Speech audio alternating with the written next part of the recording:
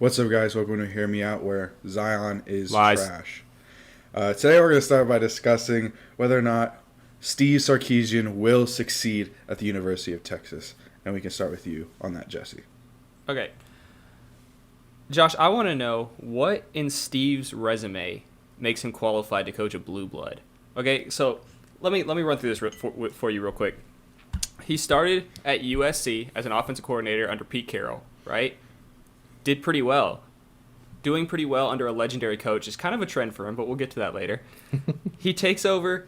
Their offense does a little bit better with him there, it's true. Then he leaves. Clay Helton takes over. Everyone knows what Clay Helton is on offense. He's a great coach. He goes to Washington, right? Everyone makes a big deal. Washington was 0-12 the year before he got there, 5-7 his first year. Let's put that into context. 2 years before he got there, they started redshirt freshman Jake Locker, right? Mm-hmm. They averaged 29 points per game. They went, I think, 3-8 or something. The year they went 0-12, Jake Locker broke his thumb in the third game, sat out the rest of the season. Their backup quarterback sucked. So, yeah, they went winless because they lost their starting quarterback. Steve came in. Jake Locker was a junior. They averaged less points per game his first year than they did 2 years before when Jake Locker was a redshirt freshman. That's not much of an improvement. The next year, they were even worse. They averaged 21 points per game. They lost 5 points per game. 2011, they shot up above 33. Great year. 2012, they're back down to 24. That's not an offensive genius that he's supposed to be. He goes to USC. He took over a USC team that went 10-4 the year before he got there with 3 different interim coaches that year. That was the year they had 3 different coaches, including Ed Orgeron, who went 6-2 with them. The year he got there, they went 9-4. 1 game worse. Their offense was pretty good. The year after he left, he was fired his second year for off-the-field problems that we all know about. The year after he left, Clay Helton took over. They were better. They were better under Clay Helton. He goes to Atlanta Falcons after his fiasco at the USC. This is my favorite stat about Steve Sarkisian. The 2016 Atlanta Falcons, who we all know went to the Super Bowl, averaged 34 points per game, the number 1 offense in the league. His first year there, 22 points per game. That is a 11-point per game swing from the offensive genius, Steve Sarkisian. We all know he only lasted 2 seasons, was fired the next year because he made that offense anemic. And it wasn't like they lost a lot of players. They still had Matt Ryan. They still had Julio Jones. They still had Devontae Freeman. He just wasn't good. He goes to Bama. All of a sudden, he's great again. With Tua Tagovailoa, Devontae Smith, the receiving core that they have at Alabama. It's like a who's who of the greatest receivers of all time. And now he has offensive success, and he gets hired at Texas. I could have offensive success with that team. They had 3 Heisman finalists, and none of them were recruited by him. Those weren't his players. He didn't develop them. They were good before he got there, with the exception of maybe Mac Jones. But he was a 5-star recruit. Like, I don't know what in this resume says he's qualified to coach a blue blood, especially a blue blood that's flailing like Texas has been. Texas has been a dumpster fire of mediocrity. You know what the Washington fans called him, Josh? 7-win Steve, because he won 7 wins 4 times in a row. Take it. Yeah. So I pretty much agree with everything you said there. Some of the stats you read, you snagged before I got to them, so I'll leave them with you. But he shows up to a Washington team that was 0-12, and that's where a lot of people hang their hat. They were 0-12. Then he shows up, turns them around. But you were right, before that 0-12 season, they weren't really that bad off. And you can argue in the few years prior to the 0-12 season, they were as good, if not better, than when he took them over. They were fine. Yep. They're not bad. He didn't lead them to 6 straight 3-win seasons. I mean, they won 7 wins for 3 seasons in a row, I think, maybe 4. And then something in the next one, they won 8 games instead. Cool. Makes his way back to USC. He was fine. Again, not great. It's not like they had this offensive revitalization. Right.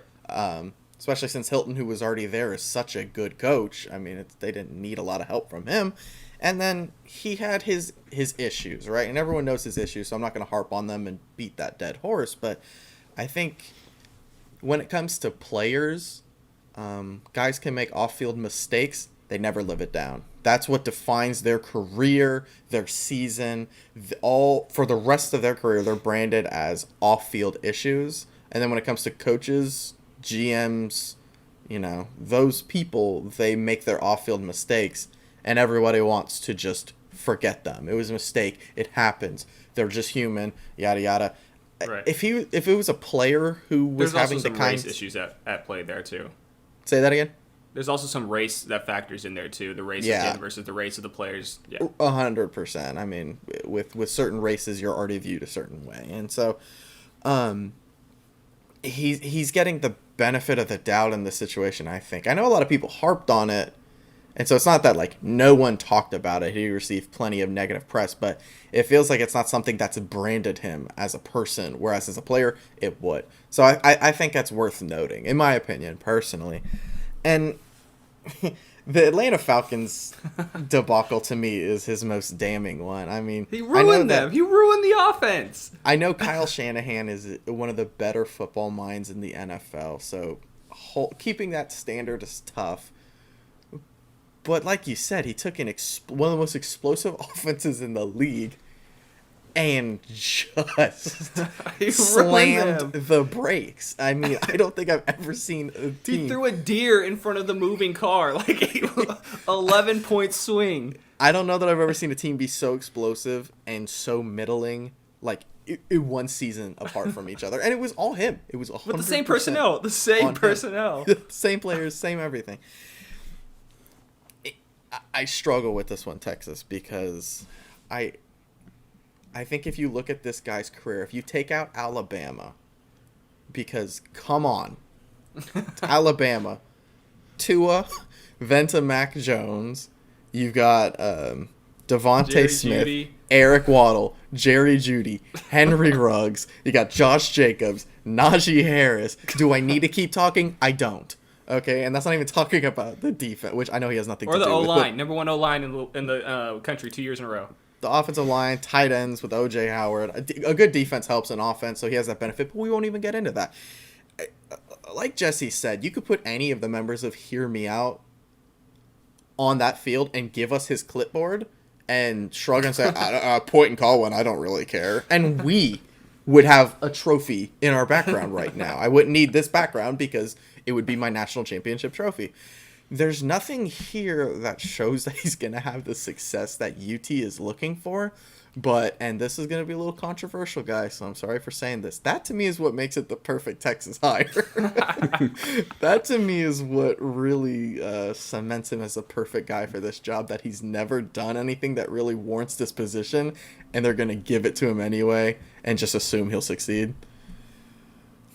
So my sense of Texas, and we talked about this in an episode that'll never make air for other reasons, but my sense of Texas is they're not a prime target anymore. My evidence for that was look at Urban Meyer. Oh, I don't want to coach at Texas. Now he signed with the Jacksonville Jaguars. You could say maybe he wanted to go to the NFL. Maybe he just didn't want to coach at Texas. Texas is a dumpster fire.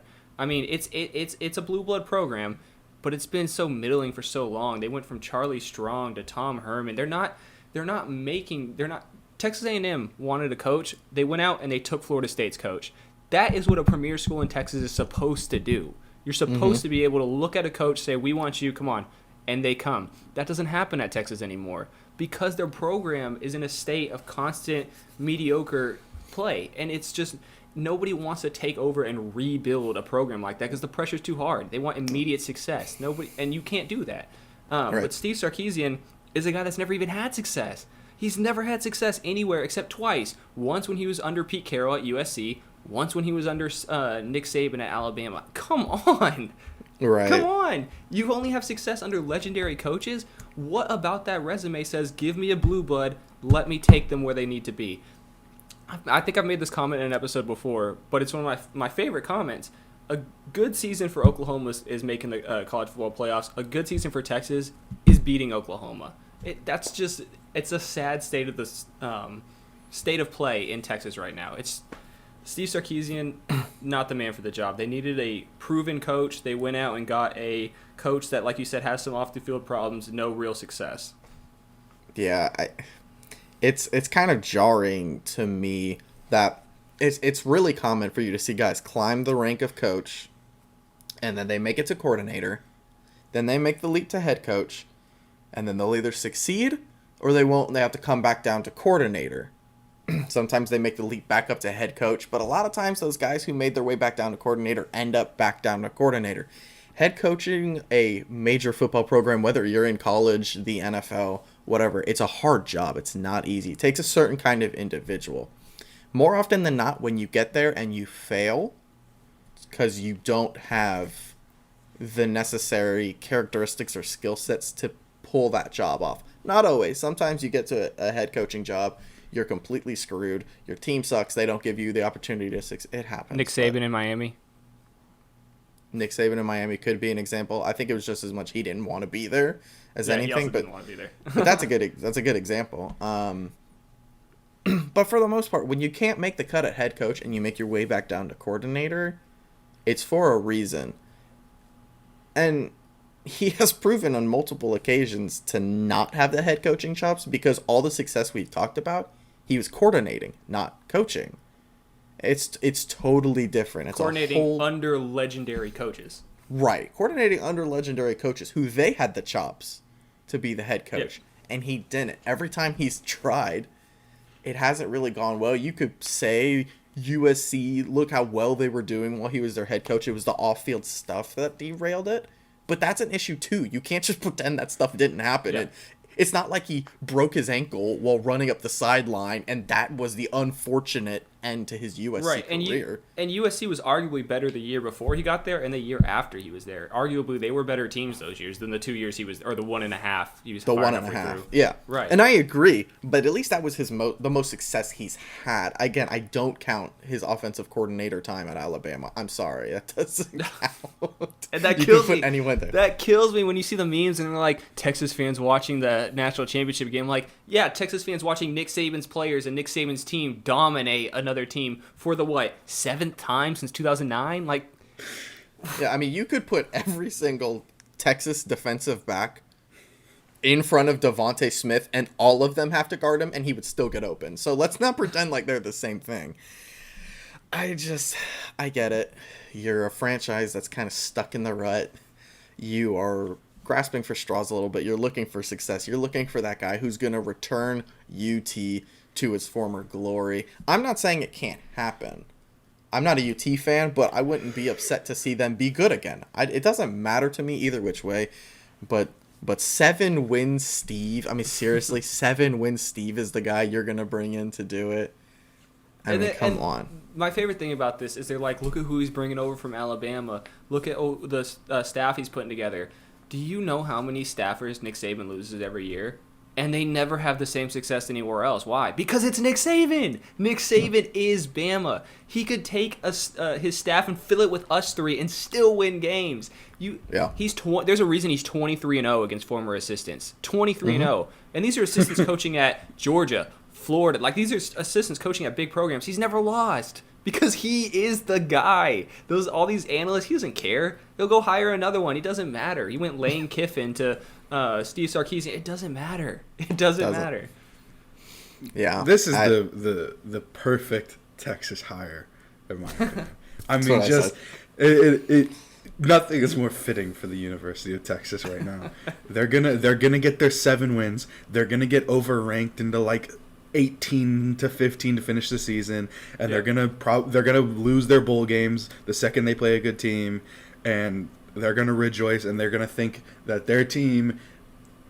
I can't tell you how many times I talk to Texas fans and they promise me like this was a little bit of a disappointing season, but next season it's gonna be a really good year for us. And I'm like, okay, you know, I'll wait for it. And I think it's just.